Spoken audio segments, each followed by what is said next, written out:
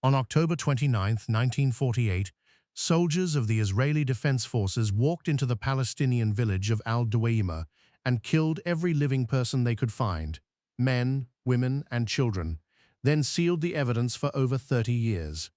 What happened that morning in the Hebron Hills would become one of the most carefully buried atrocities of the 1948 Arab-Israeli War. It would prompt an Israeli cabinet minister to compare his own government's soldiers to Nazis. It would generate internal military reports so damning that the state classified them immediately and threatened anyone who dared speak of what they had witnessed. And yet for decades, the outside world heard almost nothing. But to understand how such a thing could happen and how it could be erased, we need to begin with what existed before the soldiers arrived. Al-Dawayima sat 24 kilometers west of Hebron, a village of roughly 3,500 people whose families had worked the surrounding hills for generations. Its economy was rooted in agriculture and livestock, olive groves, wheat fields, and herds of goats moving across the rocky terrain. It was not a military outpost. It was not a strategic fortress. It was a farming village, home to families whose lives followed the rhythms of planting and harvest. But in the autumn of 1948, the war that had been tearing through Palestine reached even the quietest corners of the Hebron Hills. And what arrived at Al-Dawayima's doorstep was not negotiation or diplomacy. It was Battalion 89. What those soldiers did, and what the Israeli government did afterward to ensure no one ever found out, is a story that would remain locked in classified archives for more than 3 decades. And when it finally emerged, the details were worse than anyone had imagined. By late October 1948, the war was entering its final phase. The newly established State of Israel had survived the initial onslaught from neighboring Arab armies and was now pushing to consolidate as much territory as possible before ceasefire negotiations could freeze the battle lines. Every day mattered. Every village taken was another fact on the ground that diplomats would struggle to reverse. Operation Hiram was designed to accomplish exactly that. Launched on October 28, 1948, its stated objective was to capture the Upper Galilee and the southern Hebron Hills, a sweeping military campaign to secure territory and push Palestinian and Arab forces beyond reach. Multiple brigades moved simultaneously across a wide front, and within that campaign, Battalion 89 of the 8th Brigade received its assignment. Among its targets was a cluster of villages in the Hebron district, including Al-Dawayima. Battalion 89 operated under the command structure of officers shaped by Moshe Dayan, a man whose approach to territorial conquest left little room for restraint. The orders were to take the village. What those orders said or did not say about the treatment of civilians would later become a matter of fierce internal dispute. But the soldiers who carried out the assault would leave no ambiguity about what actually happened on the ground. The battalion moved toward Al-Dawayima on the morning of October 29th. They encountered almost no armed resistance. The village had no fortified positions, no organized military presence. Most of the men who might have fought had already fled or been displaced by earlier operations. What remained was largely a civilian population, the elderly, women, children, and those who had chosen to stay in their homes rather than become refugees. That decision would cost them their lives.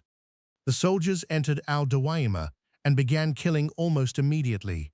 There was no pitched battle. There was no firefight to speak of.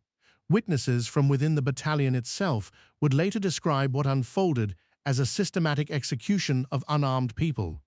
Civilians were shot in their homes. They were killed in alleyways as they tried to flee. Some were rounded up and executed in groups. The violence was not confined to adults. Children were among the dead, so were women who had hidden in the hope that non-combatants would be spared. Near the village, a cave had become a refuge for dozens of families, mostly women and children who had sought shelter from the approaching army. Soldiers found the cave. What happened inside it would become one of the most haunting details in the accounts that later surfaced. The people sheltering there were killed.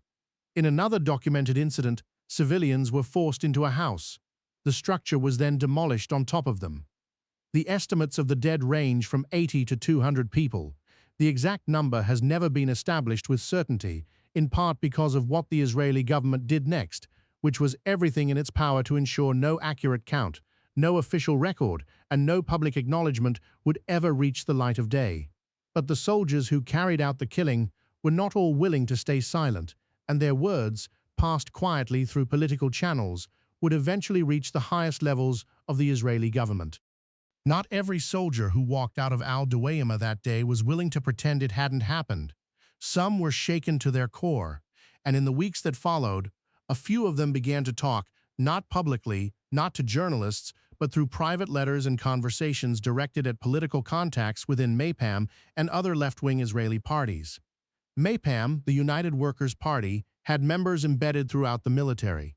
It was a party that positioned itself as the moral conscience of the Zionist project, and when reports from Al-Dawayima began filtering through its networks, the reaction was one of genuine horror. Among those who documented what had occurred was Shraga Har Gil, a Maypam party activist who had served as a soldier. His account was graphic and unsparing.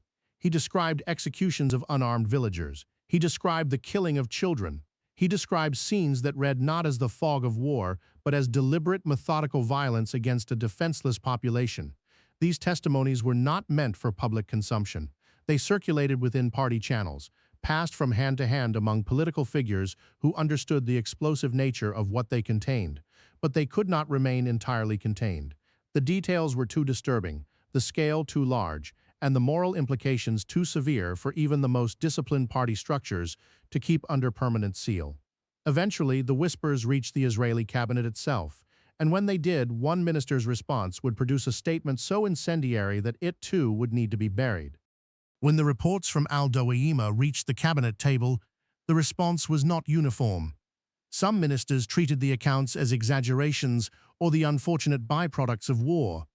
But Agriculture Minister Aharon Sisling could not bring himself to look away.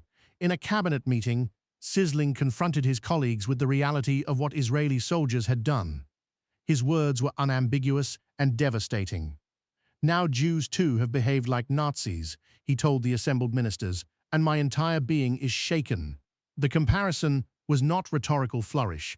It was the raw response of a man who understood exactly what he was saying, and to whom he was saying it, a cabinet of leaders presiding over a state founded, in significant part, as a refuge from the very horrors Sisling was now invoking. The comparison landed like a grenade in the room. Prime Minister David Ben-Gurion, faced with a political crisis that threatened to fracture his coalition and undermine the moral foundation of the new state, responded in the manner that would define the government's approach to Al-Dawayima for the next 3 decades. He ordered the formation of an investigation committee. The massacre would be examined. Testimonies would be gathered. The truth would be established, or so it appeared. The committee was formed. Testimonies were collected. Statements from soldiers and witnesses were compiled into what should have become a comprehensive record of what Battalion 89 did at Al-Dawayima on October 29, 1948. And then the report disappeared.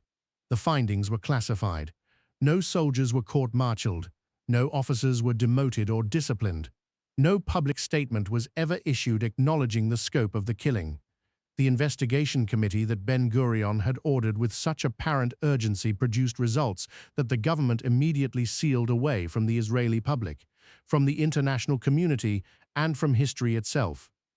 Military censorship ensured that soldiers who might have spoken to journalists were silenced. The mechanisms of state secrecy, classification orders, legal threats, institutional pressure closed around the Al-Dawayima massacre like a vault door swinging shut. The message to everyone involved was unmistakable. What happened at Al-Dawayima was not to be discussed. It was not to be written about. It was not to be remembered. In a state that was actively constructing its national narrative, a story of survival, moral purpose, and a people's return to their homeland, there was simply no room for a massacre of unarmed villagers by Israeli soldiers, and so the silence held. For over 30 years, it held. The suppression of the massacre was not limited to paper and testimony. It extended to the physical landscape itself. In the years following 1948, Al-Dawayima's remaining structures were demolished. The homes where families had lived for generations, the buildings where some of those families had been killed, all of it was razed. The village that had existed for centuries was reduced to rubble and then to open ground. Palestinian refugees from Al-Dawayima, scattered across the West Bank and into Jordan, were barred from returning. Their village was gone, their homes were gone, The physical evidence of both their lives and their deaths had been systematically removed. In 1955, the Israeli settlement of Amatzia was established on the former lands of Al-Dawayima. New buildings rose where old ones had stood. New families planted crops in fields that had been tended by Palestinian hands for generations. The transformation was complete, not just a military conquest, but an erasure. The village's name disappeared from Israeli maps. Its existence was written out of the landscape as thoroughly as the massacre had been written out of the historical record. For the survivors and their descendants, now living as refugees, the erasure was double. They had lost their homes, their land, and their dead, and they had lost even the acknowledgement that any of it had happened.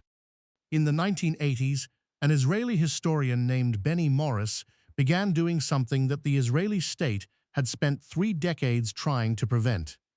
Working at Ben Gurion University, Morris gained access to partially declassified IDF and state archives. He was not searching for Al-Dawayima specifically, he was conducting a broader investigation into the origins of the Palestinian refugee crisis. But what he found in those files included the suppressed accounts of October 29, 1948.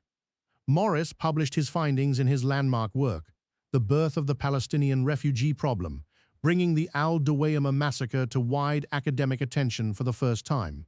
The internal military reports, the soldier testimonies, the cabinet discussions, all of it finally entered the public record, decades after the events themselves.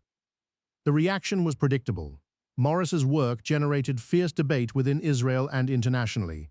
Some praised his courage in confronting an uncomfortable truth. Others accused him of undermining the state's legitimacy, and the Israeli government, rather than reckoning with the full implications of what the archives revealed, moved to reclassify some of the documents that Morris and other researchers had accessed.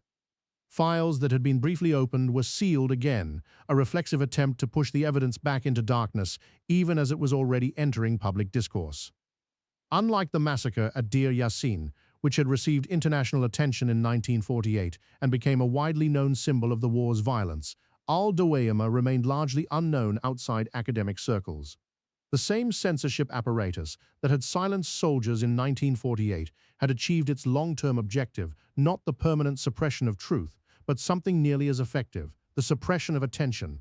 Even after the facts were available, the massacre of Al-Dawayima never became a household reference point. It remained a footnote where it should have been a reckoning.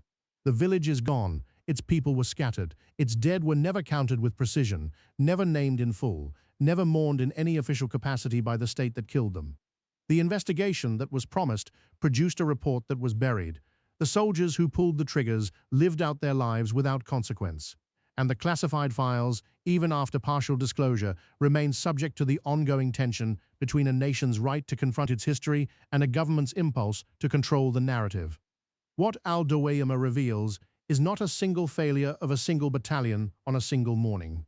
It reveals a system, military, political, and bureaucratic, capable of committing an atrocity, investigating it, confirming it, and then choosing silence over accountability. That system did not end in 1948. The impulse to classify, to suppress, to erase the physical and documentary evidence of state violence, that impulse endures wherever power operates without transparency and wherever the uncomfortable truths of the past are treated not as lessons to be learned, but as threats to be contained.